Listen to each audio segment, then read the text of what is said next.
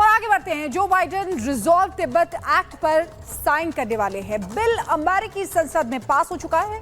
12 जून को अमेरिकी संसद में पास हुआ है बिल। ये आपको बता रहे हैं। एक्ट के तहत चीन पर दबाव बनाएगा यूएस। तिब्बत पर फैलाए चीनी प्रोपेगेंडा का जवाब देगा। चीन दलाई लामा के बीच समझौते की कोशिश भी होगी। धर्मशाला में दलाई लामा से मिल चुकी हैं नैन्सी पेलोसी। अमेरिकी संसद की पूर्व स्पीकर है नैन्सी पेलोसी। चीन ने अमेरिका के रुख पर आपत्ति भी जताई है। बिल्कुल, तो तिब्बत के मुद्दे पर अमेरिका ने चीन को जबरदस्त झटका दे दिया है। अमेरिकी राष्ट्रपति, तो आपको जानकारी दे दें, जो बाइडेन अब रिजॉल्व तिब्बत एक्ट पर साइन करने जा रहे हैं, जबकि ये बिल पहले ही अमेरिकी सीनेट में पास हो चुका है। वहीं इस सब के बीच यूएस ने तिब्बत का विवाद सुलझाने के लिए चीन पर दबाव डालना भी शुरू कर दिया है। इसी कड़ी में अमेरिकी संसद की पूर्व स्पीकर नैन्सी पेलोसी ने भारत आकर दलाई लामा से मुलाकात कर ली है, जिसे लेकर अब चीन तिलमिला गया है। अब क्या है चीन के पास विकल्प, इस रिपोर्ट में देखिए।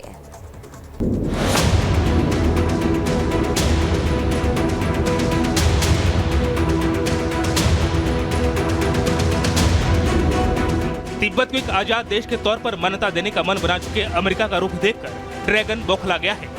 खासकर जब से उसे पता चला है कि अमेरिकी राष्ट्रपति जो बाइडेन बहुत जल्द रिजॉल्व तिब्बत एक्ट बिल पर साइन करने वाले हैं, वो बौखला गया है। उस पर रही सही कसर दलाई लामा से अमेरिका की पूर्व स्पीकर नैन्सी पेलोसी की मुलाकात की तस्वीरों ने चीन को चारों खाने चित कर दिया है। हालत ये है कि तिलमिलाए ड्रैगन एक बार फिर तिब्बत के मुद्दे पर अमेरिका को गिरड़ भभकी दे रहा है। चीन के विदेश मंत्रालय के प्रवक्ता लिन जियान ने अमेरिका को धमकी भरे अंदाज में कहा, हम अमेरिका से दलाई गुट के साथ संपर्क बनाने, दुनिया को गलत संदेश देना बंद करने का आग्रह करते हैं। तिब्बत चीन का आंतरिक मामला है, इसमें बाहरी ताकतों का हस्तक्षेप बर्दाश्त नहीं किया जा सकता। हम अमेरिका से तिब्बती स्वतंत्रता का समर्थन नहीं करने का आग्रह करते हैं। हम अमेरिका से रिजॉल्व तिब्बत एक्ट पर भी हस्ताक्षर नहीं करने का आग्रह करते हैं। बीजिंग अपनी संप्रभुता सुरक्षा के लिए सशक्त कदम उठाएगा। दरअसल तिब्बत के मुद्दे पर चीन इस बार यूरोपियन यूनियन के सामने बुरी तरह से घिर गया है। खासकर जब से रिजॉल्व तिब्बत एक्ट बिल अमेरिकी संसद में पास हुआ है। चीन के विस्तारवादी नीतियों की खिलाफत करने वाले इस बिल पर दस्तखत करने की बात कही है। तभी से चीन बौखला गया है, क्योंकि इस बिल में साफ तौर पर कहा गया है कि इस बिल के तहत अमेरिका अब एक तरफ जहां तिब्बत के मसले पर चीन के प्रोपेगेंडा वॉर को निशाना बनाएगा, तो वहीं दूसरी तरफ अमेरिका तिब्बती धर्मगुरु दलाई लामा और चीन के बीच बातचीत के लिए दबाव भी बनाएगा।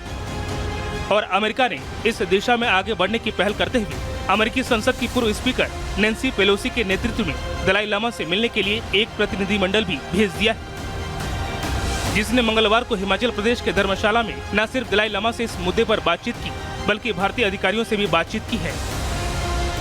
जाहिर है चीन के विस्तारवादी नीतियों को जबरदस्त चोट पहुंचा है।